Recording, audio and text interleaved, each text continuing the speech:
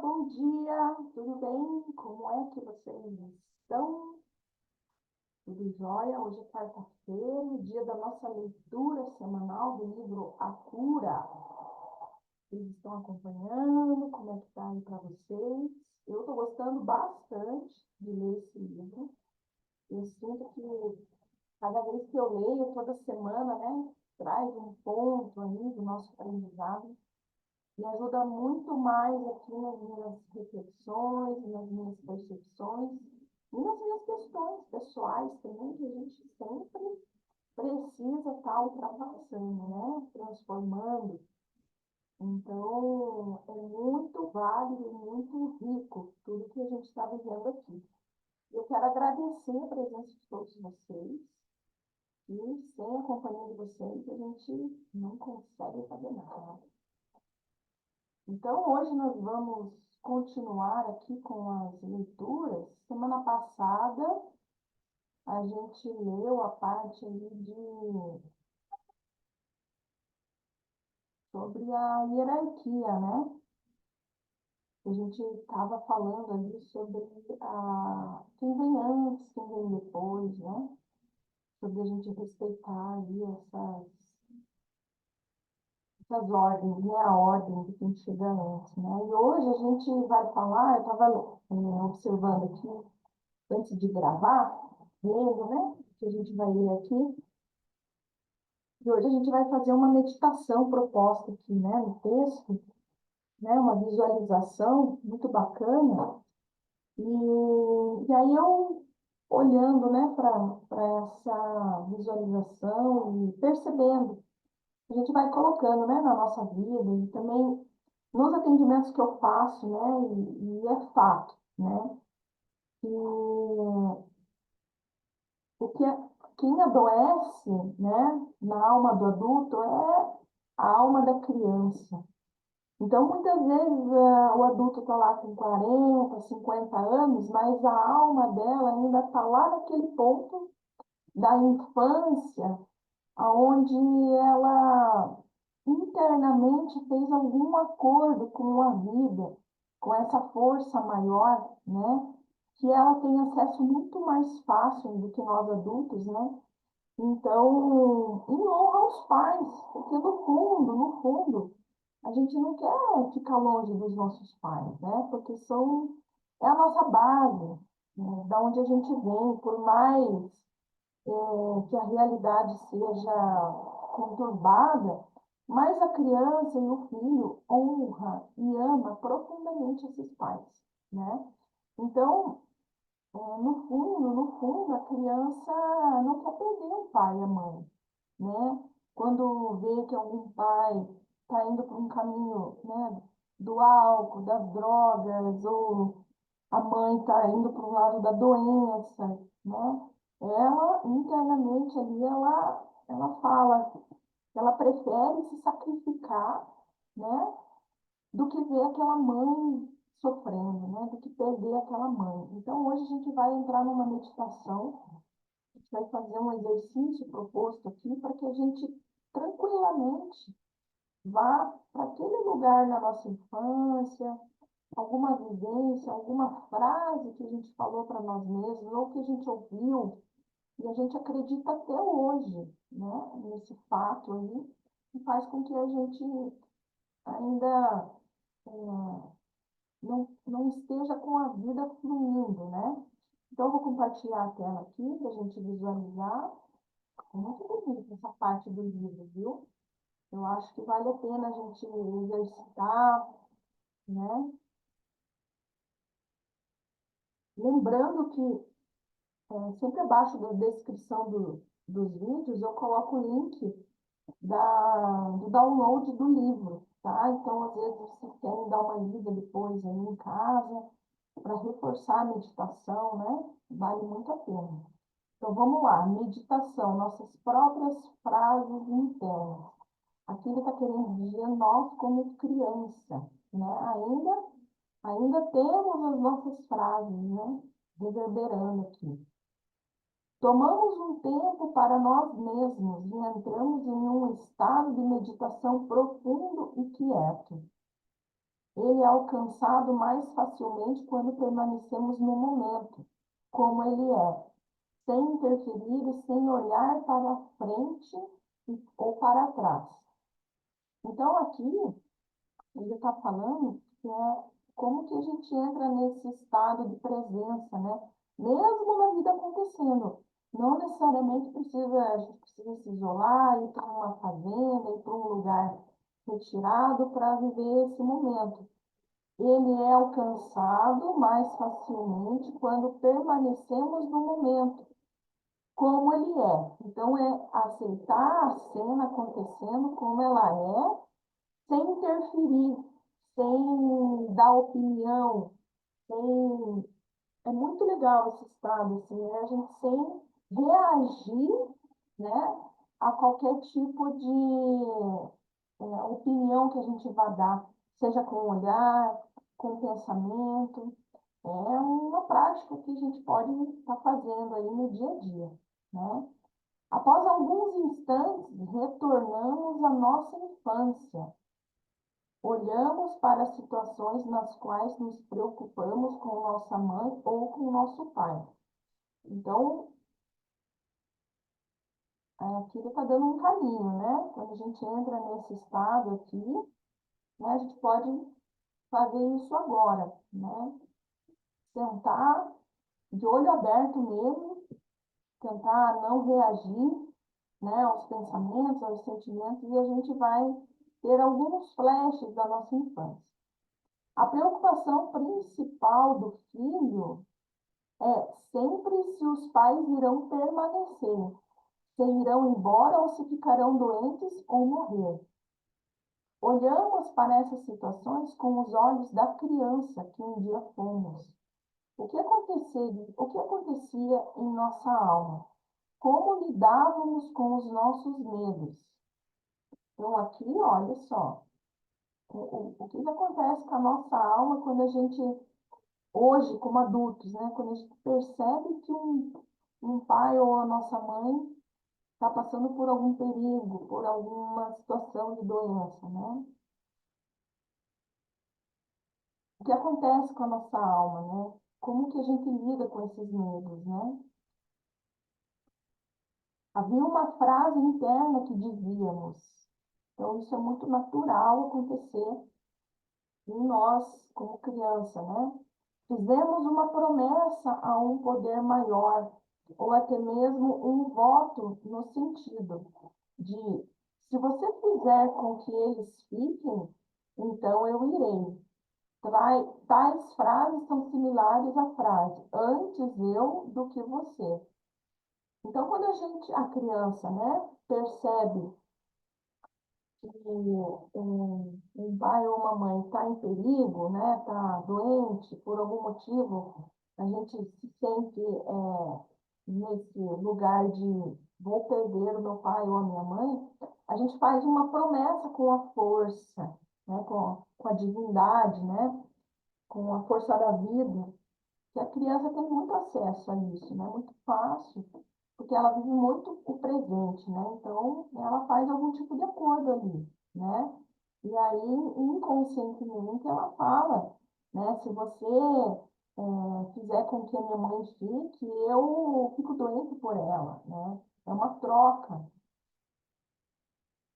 A pergunta é, o que sacrificamos em tal ocasião e o que estávamos dispostos a sacrificar como retribuição pela dádiva de que a situação da mãe ou do outro membro familiar melhorasse? Então, de uma certa forma, a gente sacrifica algo de nós em troca dessa dádiva que a vida nos dá. E até hoje a gente esconde a nossa essência, né?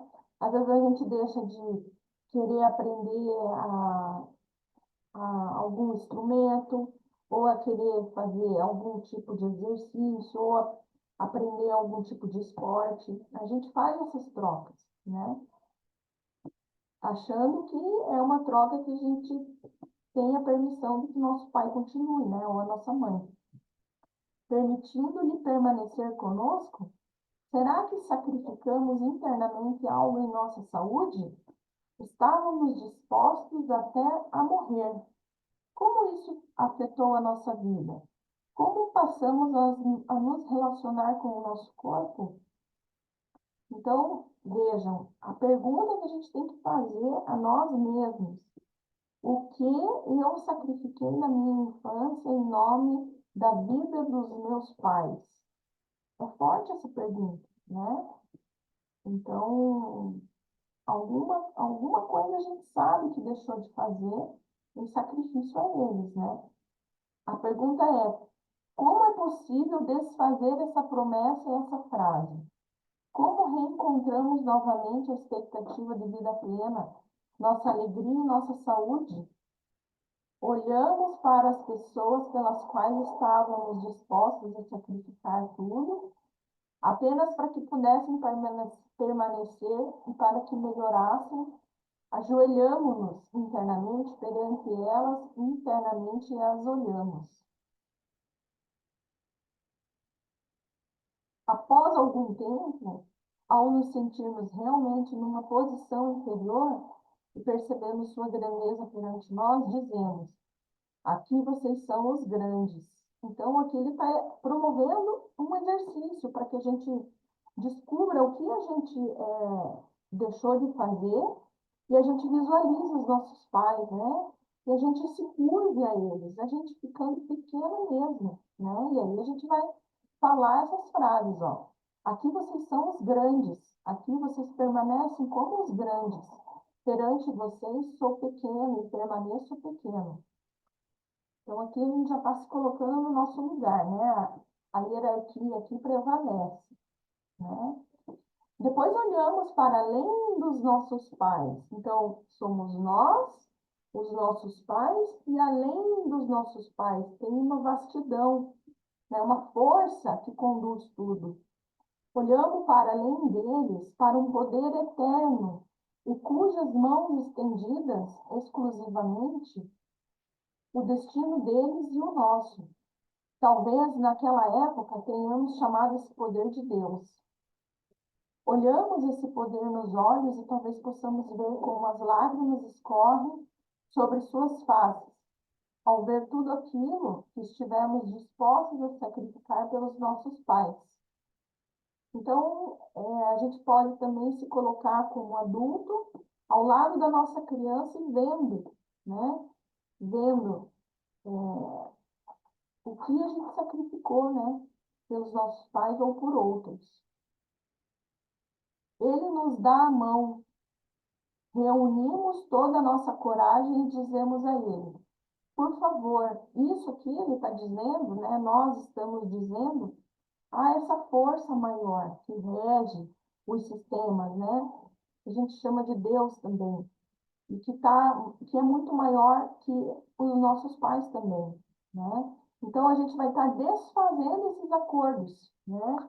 Com relação a essa troca que a gente infantilmente falando, a gente fez em honra aos nossos pais, a vida deles, né?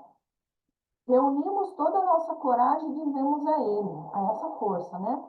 Por favor, retire todas essas frases, todas as minhas promessas, todas as minhas esperanças daquele tempo.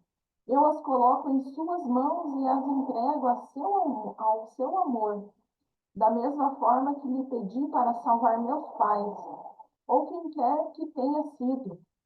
Salve, salve também a mim dessas frases, por favor. Então, aqui a gente está pedindo, né? No nosso lugar de pequenas, diante dos nossos pais, e pedindo para que isso se reverta, né? Depois, esperamos bastante até percebermos o que se transformou em nosso corpo e em nosso sentimento de vida, e dizemos a esse poder: eu sou grato. Então, aqui a gente se libera, né, dessas frases. A gente faz o acordo e a gente mesmo se libera. Aqui acompanhei-o apenas nesta única frase. De maneira similar, você pode encontrar por si só a solução para outras duas frases. Você por mim e eu também. Então, aqui ele está dizendo, né, que além né, desses acordos que a gente faz, a gente também pode estar falando inconsciente, né? Eu por você, eu por mim, você por mim e eu também. Então, é quando maneiras diferentes de que os acordos da infância são feitos, né, para os nossos pais. Se você achar a solução também nesses casos, penetrará num outro campo espiritual, um campo espiritual amigável perante a vida de todos nós. De que forma? Feliz. Então, quando a gente faz esses passos aqui, que é a gente se colocar no momento presente, a gente visualizar a nossa infância, que tipo de troca que a gente fez para que os nossos pais permanecessem saudáveis, vivos, né? E que até hoje a gente esconde da gente mesmo. E aí a gente faz esse exercício com os nossos pais e com a força maior, né? E a gente se retira desse acordo, né? Fazendo esses passos aqui, a gente chega num estado espiritual de paz, né? Onde a gente se sente leve, podendo seguir a vida, podendo seguir aquele sonho de infância que talvez a gente tenha deixado para depois, para trás, porque foi o acordo que a gente fez, né? Eu deixo de gostar de pintar para que meus pais fiquem vivos. Então, a gente faz esses tipos de acordo. Agora, basta a gente descobrir quais acordos eu fiz para que eu pudesse ter os meus pais vivos, né? Mas não depende disso, né? Mas a criança acredita que depende dela, né? Então, o início da doença vem daí também, né? A gente se adoece pelos acordos infantis que a gente faz e que até hoje a gente leva, né? A gente acredita nisso. E isso mina a nossa criatividade, a nossa prosperidade, o nosso fluxo da vida. E tem muitas pessoas que ainda vivem nesse mecanismo, né? Cria-se um mecanismo de sobrevivência. Tá bom, pessoal? Eu espero que a leitura de hoje tenha sido bem rica. Semana que vem a gente vai iniciar a leitura na consciência leve. Deixa eu realçar aqui a cor para que a gente possa lembrar aqui e salvar. Tá certo, pessoal? Eu espero que vocês tenham uma bela semana e a gente se fala. Até mais. Tchau!